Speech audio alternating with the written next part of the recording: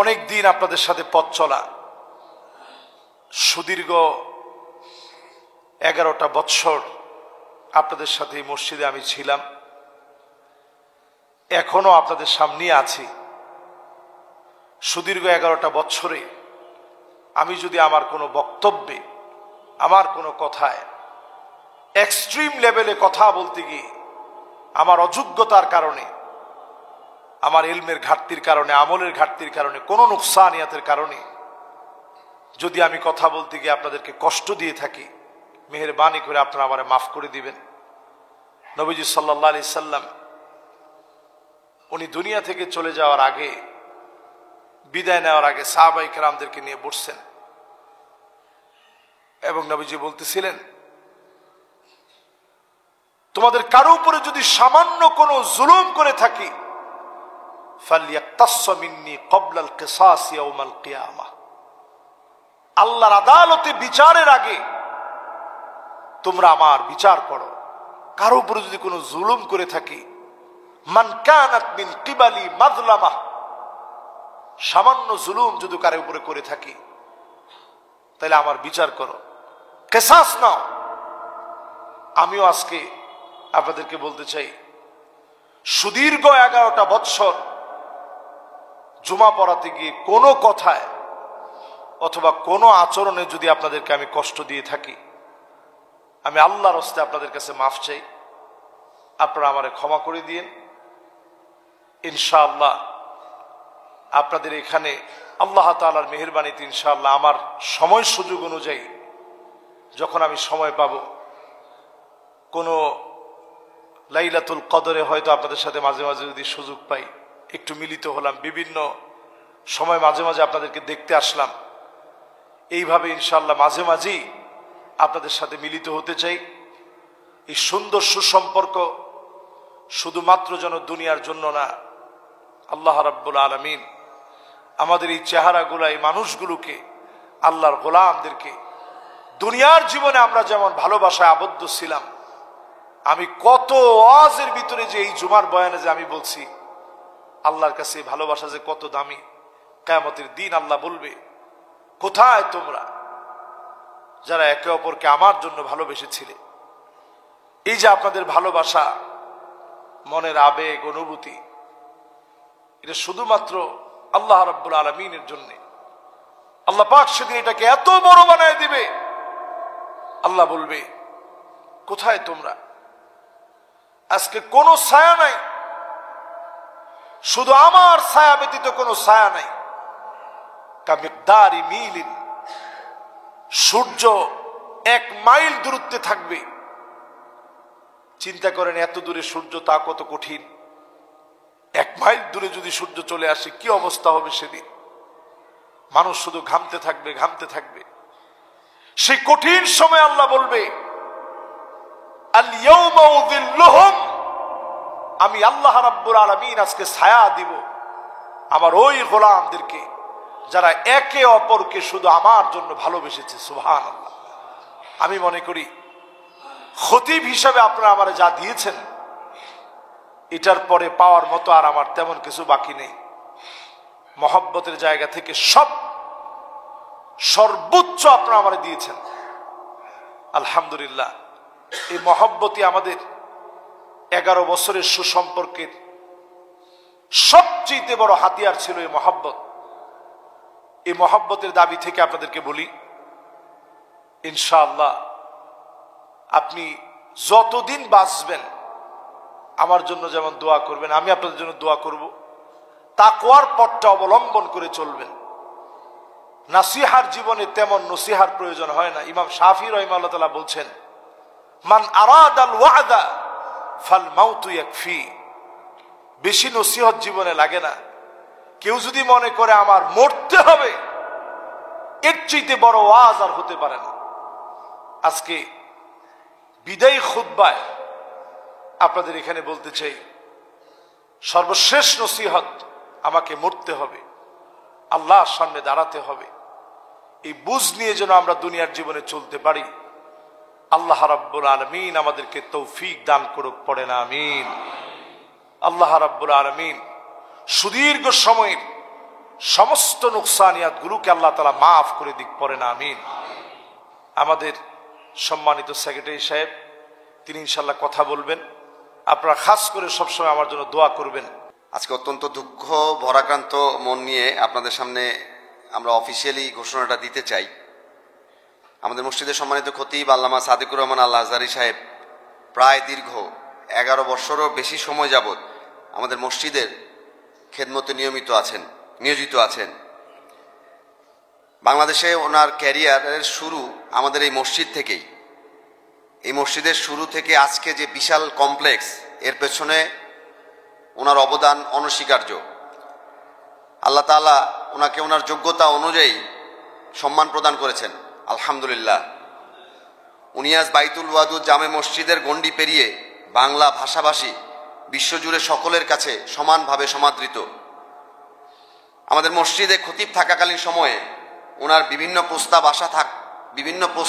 আসা সত্ত্বেও উনি আমাদের মায়া এবং ভালোবাসায় আমাদের সঙ্গেই রয়ে গিয়েছেন। দেশের এই পরিবর্তিত পরিস্থিতিতে গত মাস থেকে মগবাজারের একটি মসজিদ থেকে ওনার কাছে একটি প্রস্তাব খুব জোরে সোরে আসা শুরু করে। প্রাথমিক অবস্থায় উনি প্রস্তাবটা প্রত্যাখ্যান করলেও সামগ্রিক অবস্থা বিবেচনায় উনি আমাদের কাছে ছুটির আবেদন করেন। এ নিয়ে আমরা ব্যক্তিগত পর্যায়ে বহুবার আলোচনা করেছি। সর্বশেষ হুজুরের আবেদনের পরিপ্রেক্ষিতে গত 10 ফেব্রুয়ারি মসজিদের কার্যকরী পরিষদের একটি জরুরি সভায় সামগ্রিক পরিস্থিতি, হুজুরের উজ্জ্বল ভবিষ্যৎ এবং আমাদের সীমাবদ্ধতার কথা বিবেচনা করে উপস্থিত সকলের সর্বসম্মতিক্রমে আমাদের অনেক কষ্ট থাকা সত্ত্বেও আমরা হুজুরকে বিদায় জানাতে সর্বসম্মত হয়েছি। হুজুর, আমরা আপনাকে আল্লাহর জন্য ভালোবাসি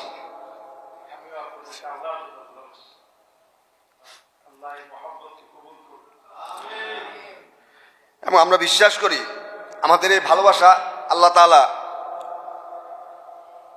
দুনিয়ার মধ্যে সীমাবদ্ধ না রেখে জান্নাত পর্যন্ত বিস্তৃত করবেন ইনশাআল্লাহ। সর্বশেষ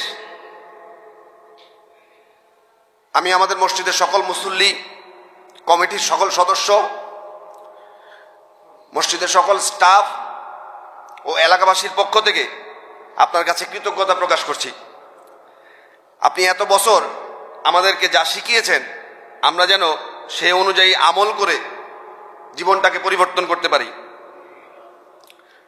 আপনি আমাদের মাথার তাজ, আমরা সবসময় আপনাকে সেখানেই রাখতে চাই।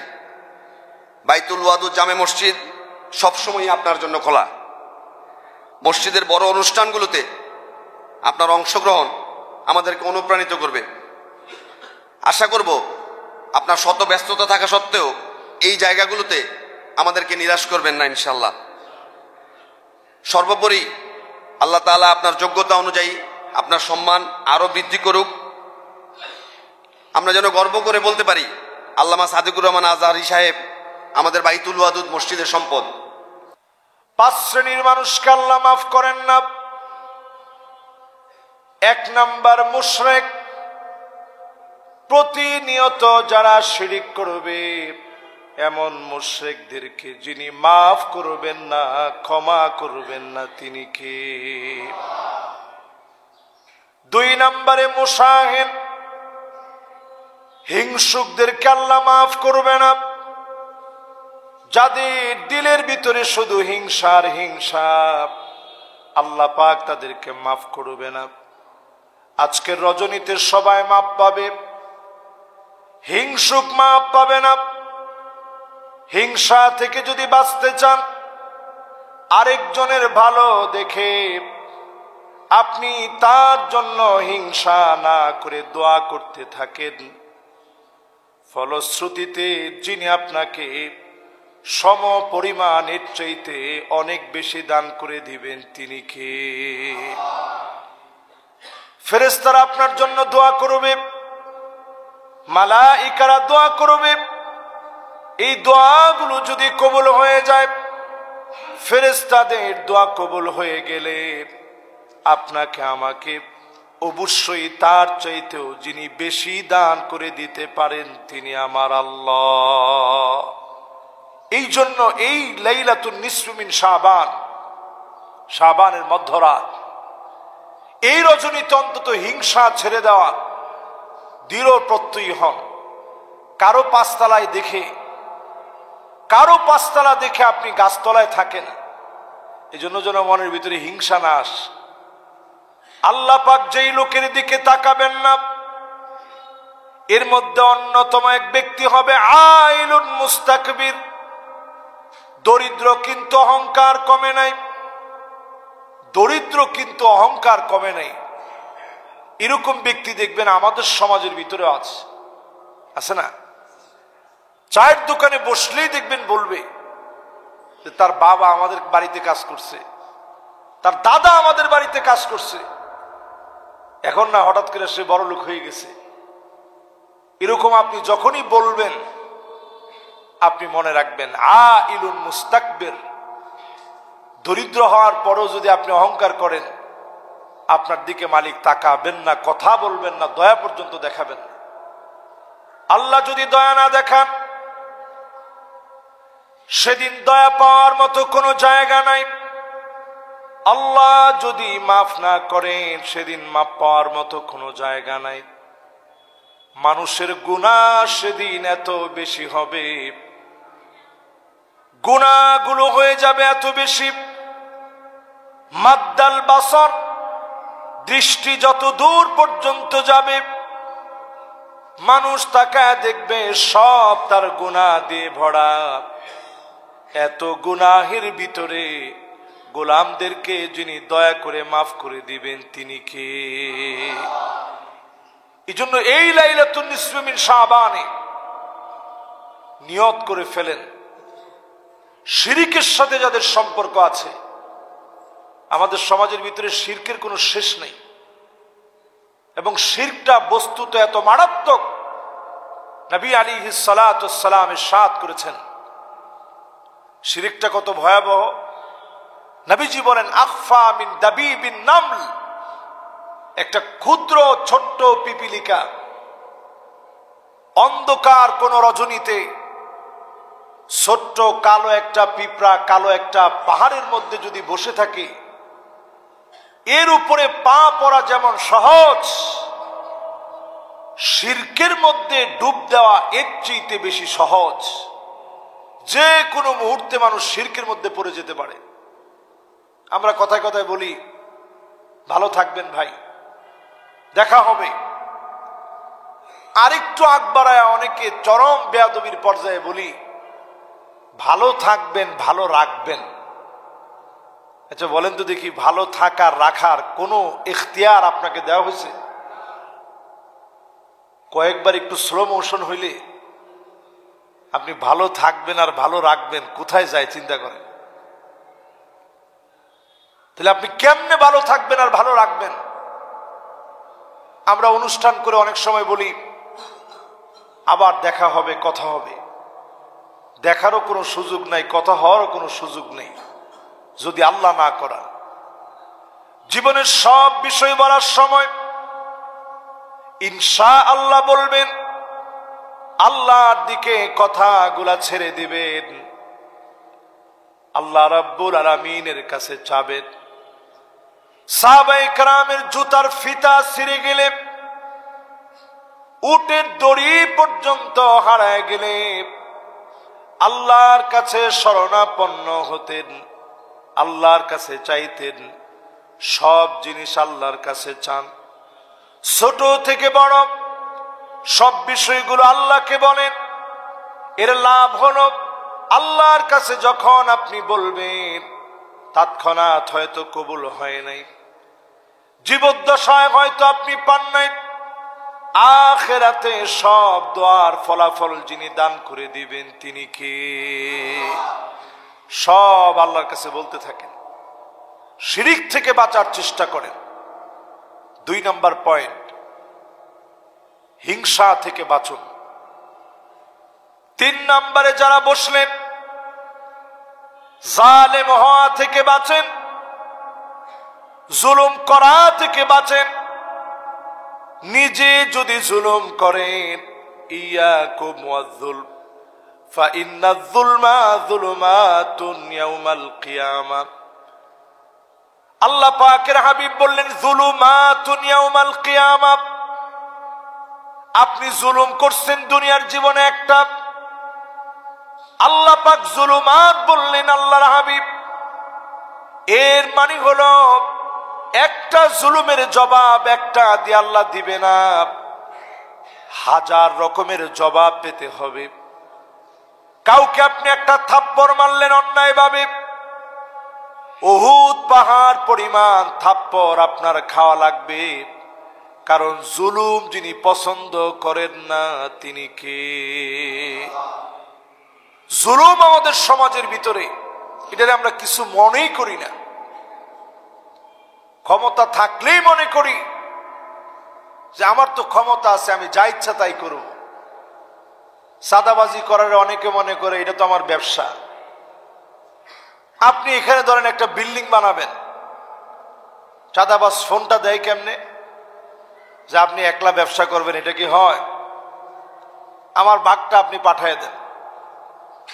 তো আপনি যে ভাগটা নিলেন, কিছুদিন পরে আপনি হায়াতে থাকলে দেখবেন কিডনি ড্যামেজ হয়ে গেছে, ডায়ালিসিস লাগতেছে, হার্ট অ্যাটাক হয়েছে, ব্রেন স্ট্রোক হয়েছে।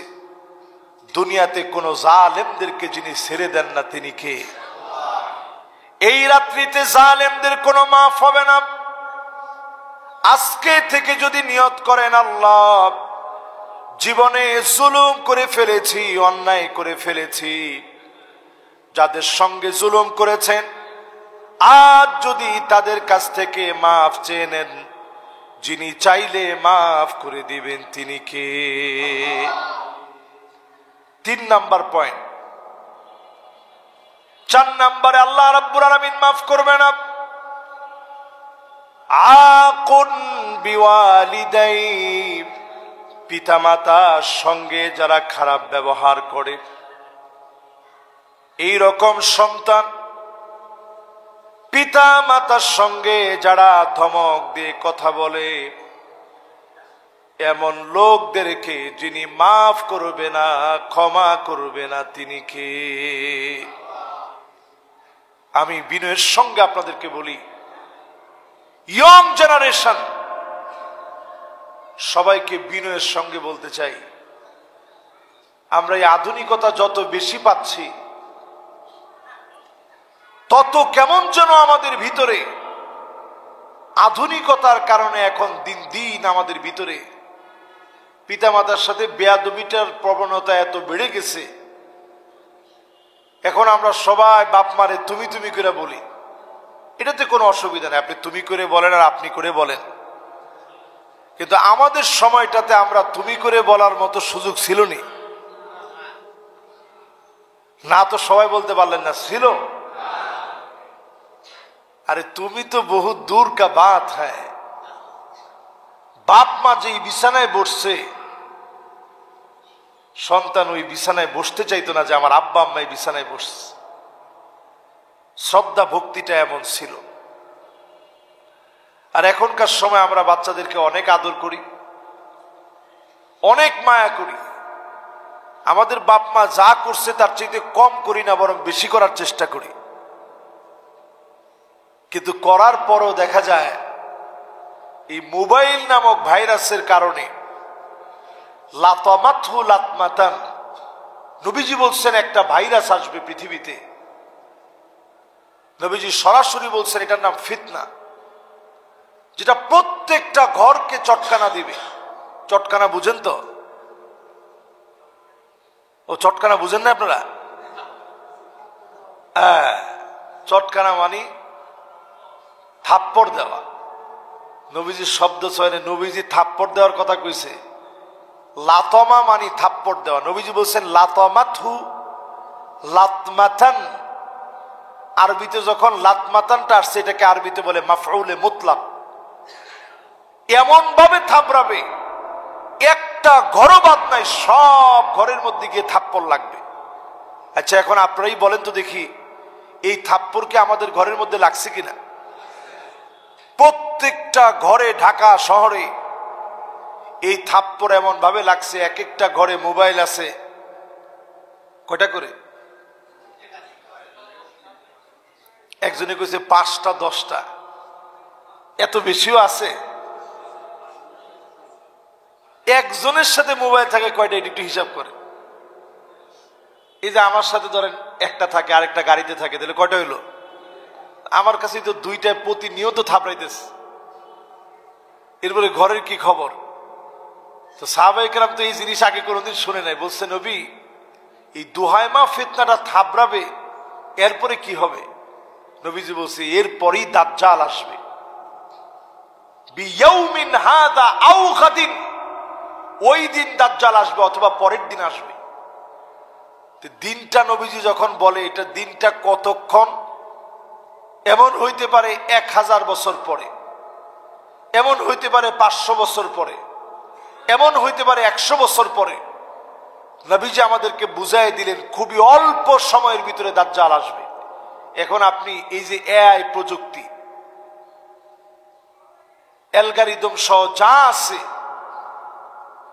সমস্ত প্রযুক্তিগুলো আপনি বিচার করে দেখেন, আপনার প্রাইভেসি বলতে কিছু নাই।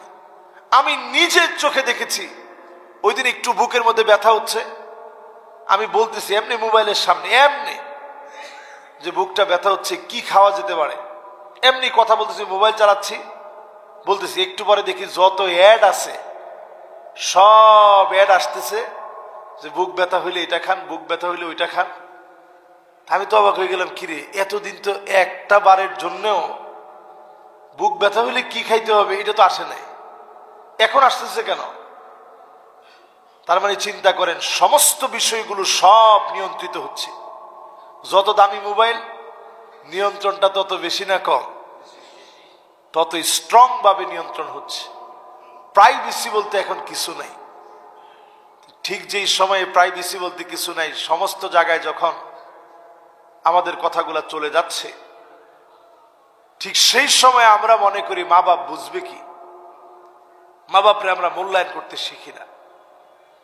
আজকের রজনীতে আল্লাহর কাছে সবাই মাপ পাবে। মা বাপের অবাধ্যাচরণ করে এমন সন্তান আজকে মাপ পাবে না। এই জন্য আজকে অন্তত বাসায় গিয়ে মা বাপের কাছে মাফ চাবেন। এটার ভিতরে কোনো লজ্জা নাই, পরম তৃপ্তি আর সুখ আছে। আপনি বইলা দেখেন যে আম্মা মাফ করে দিন, আব্বা মাফ করে দিন, দেখবেন মা বাপ আপনার মাথায় হাত দিয়ে বলবে, বাজান তুই কি কোনো সময় আমার সাথে ভুল করতে পারিস? তোর সাথে কি আমার জিন্দেগিতে কোনোদিন রাগ থাকতে পারে? মা বাপ তো এমন। আমি যখন আম্মারে বলে আম্মা দোয়া করেন, আব্বা পাশ থেকে এমনি বলে যাও বাজান দোয়া করতেছি, আমি কিন্তু এখন আব্বারে বলি নাই যে আব্বা আপনি দোয়াটা করেন। আমি সাথে সাথে চিন্তা করি যে মা বাপ কিরকম। এরপরে আমি সাথী আব্বারে বলে আব্বা আপনিও দোয়া করেন, না বাজান যাও, আমি তো দোয়া করবো আগেই কইছি। এই হচ্ছে মা বাপ। সেই মা বাপকে যদি আপনি কষ্ট দেন, আপনি জেনে রাখবেন অনেক বড় ডিগ্রি আপনার হতে পারে, অনেক মেধাবী আপনি ছোটকাল থেকে, জীবনের কোনো না কোনো জায়গায় আপনি ধরা খেয়ে যাবেন, কারণ আপনার মা বাপ আপনার উপরে কষ্ট পেয়েছে। কষ্ট যদি নাও পায়, মৌখিকভাবে মা বাপ কখনো বদদুয়া দিতে হয় না। আপনি কোনো একটা কিছু বলছেন, মনের ভিতরে একটু হালকা বাড়ি লাগছে যে আমার ছেলে আমার এটা বলতে পারলো, দিনরাত পরিশ্রম করি এই সন্তানদের জন্য, মনের ভিতরে শুধু এতটুকু দাগ কাটছে। আপনি লিখে রাখেন, মা বাপ বেজার না হইলেও যিনি বেজার হয়ে গেছেন তিনি কে? এই জন্য খবরদার মা বাপরে কষ্ট দিন।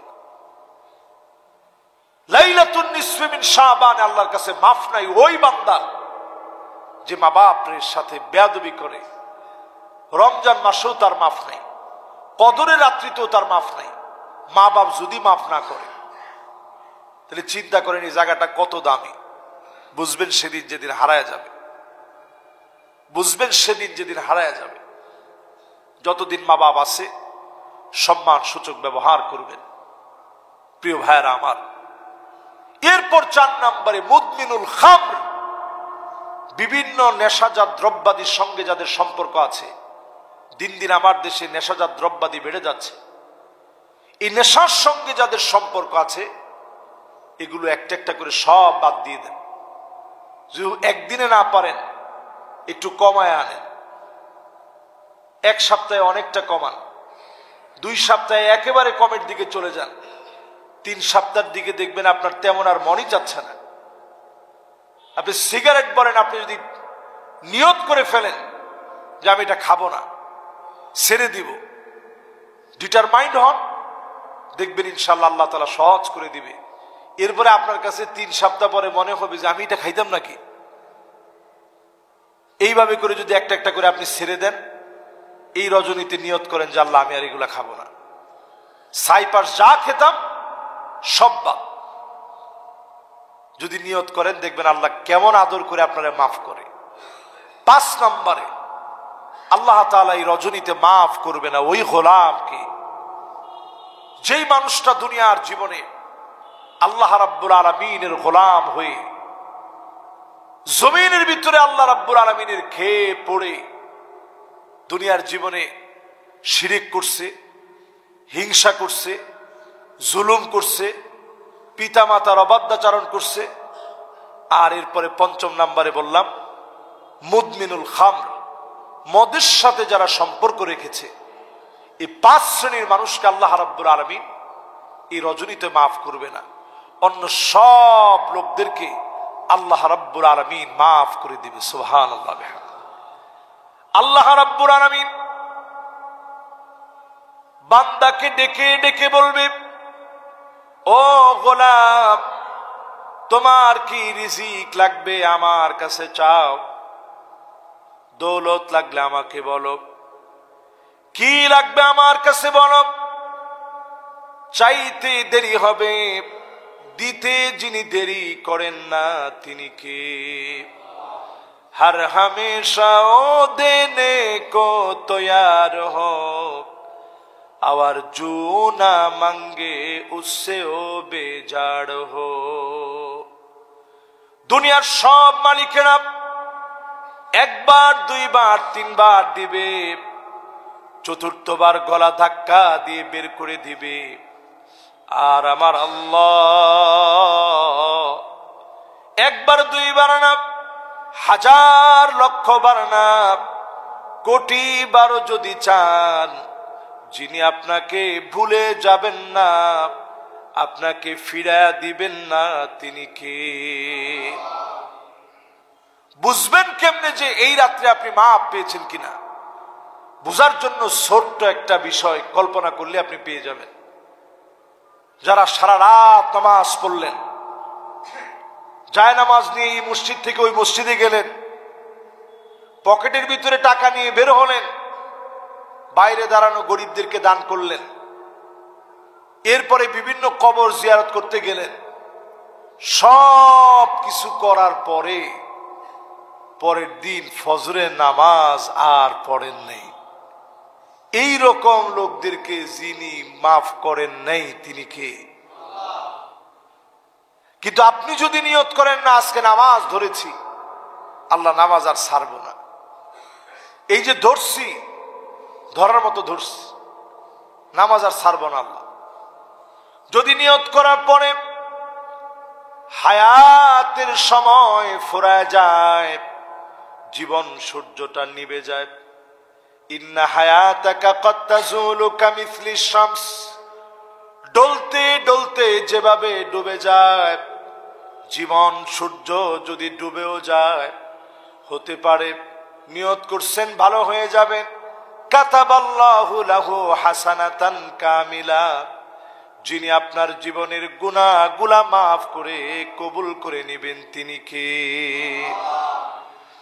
তবে আলহামদুলিল্লাহ আমার কাছে খুব ভালো লাগতেছে, ভ্যালেন্টাইন্স ডেটা পড়ছে এমন সময়ে পুরা মাঠে মারা খেয়েছে, একেবারে মাঠে গোল হইলে যেরকম এরকম একটা গোল হয়েছে এবারে ভ্যালেন্টাইন্স ডে। মানুষ অন্তত চিন্তা করতেছে সারা বছরে কিছু না করলেও আজকে তো অন্তত আল্লাহরে দেখাইতেই হবে যে আল্লাহ আমি ভালো হয়েছি, ঠিক কিনা কন? এই জন্য অন্তত সবাই নিয়ত করে ফেলছে। আমি আলহামদুলিল্লাহ আজকে সুন্দর একটা মেসেজ আমি দেখেছি, এই যে আমার হাতে মেসেজটা আছে, আপনারা দেখবেন বাহিরেও আপনাদেরকে অনেকে দিয়ে যাবে, আমাকেও দিয়ে গেছে, যে আই এম মুসলিম, আমি একজন মুসলমান হিসাবে ভ্যালেন্টাইন্স ডে কে কোনোভাবে আমি সমর্থন করতে পারি না। এটার প্রচারটা আরো আগ থেকে যদি হইতো, এটা মনে হয় আমাদের জন্য আরো বেশি কল্যাণকর হতো। খুবই চমৎকার যে এই নির্লজ্জতা এবং বেহায়াপনাকে কোনোভাবে যে মুসলমান সমর্থন করতে পারে না। ভ্যালেন্টাইন নামক একজন ধর্মযাজকের চরিত্রহীন লম্পটের কোনো বিষয়কে মুসলমান তার ঐতিহ্য বানাতে পারে না। মুসলমানের জীবনের সমস্ত মুহূর্তগুলোই ভালোবাসা দিয়ে ভরা। আপনি নবীজির জীবনের দিকে তাকায় দেখেন, ফজরের পরে নবীজির হালকা একটু খাওয়ার অভ্যাস ছিল, নাস্তা করতেন তিনি, এবং নবীজি বলতেছেন সালাসুন লা তুরাদ, তিন জিনিস কখনো তোমরা ফিরায় দিও না। এর মধ্যে একটা হচ্ছে আল ফুতুর, সকালবেলায় যদি কেউ নাস্তা অফার করে যে ভাই ফজরের নামাজ পড়ে আসছেন, টাটকা টাটকা কয়েকটা খেজুর খান, তাহলে এটা ফেলে দিও না, খায়ও। এরপরে নবীজি বললেন আর দেহেন, কাবায় যে আতরটা লাগানো হয় এটার নাম দেহনিল উদ। নবীজি বলছেন এইরকম আতর যদি কেউ অফার করে তাহলে এটা তুমি ফেলে দিও না। এজন্য আমি যেই হাদিয়াতে সবচেয়ে বেশি খুশি হই ওটার নাম হচ্ছে আতর। এর মধ্যে সবচেয়ে বেশি যে আতরে খুশি হই ওটার নাম দেহনিল উদ। এটা আমার কাছে খুব ভালো লাগে। কাবায় এই আতরটা সার্বক্ষণিক দেওয়া হয়, হাজরে আসওয়াদে মাখা হয়। তো নবীজি বলতেছে এই আতরটা যদি কেউ অফার করে, এই সুগন্ধি, তাহলে এটা তুমি ফেলে দিও না। 3 নাম্বার আল উইসাদা, কেউ যদি আপনাকে বিছনাটা পেরে দিয়ে বলে একটু রেস্ট নিয়ে নেন, তাইলে অন্তত ওইখানে একটু হেলান দিয়ে অথবা একটু শুয়ে একটু রেস্ট করেন। এই ভদ্রতাকে সম্মান দেখানো আল্লাহ নবী কত বড় করে দেখছেন। সেই নবীজি আমার ফজরের পরে যখন আসতেন, সামান্য একটু খাবার গ্রহণ করতে চায়ের সময় বলতেন স্ত্রীরা ঘরে কি কিছু আছে? উত্তর আসতো নবী কিছুই নাই।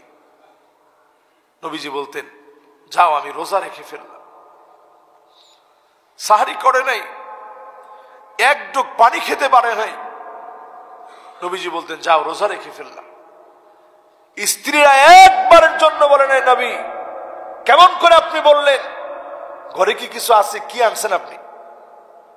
একদিন আম্মা জানরা এই কথাটা নবীজিরে বলেন।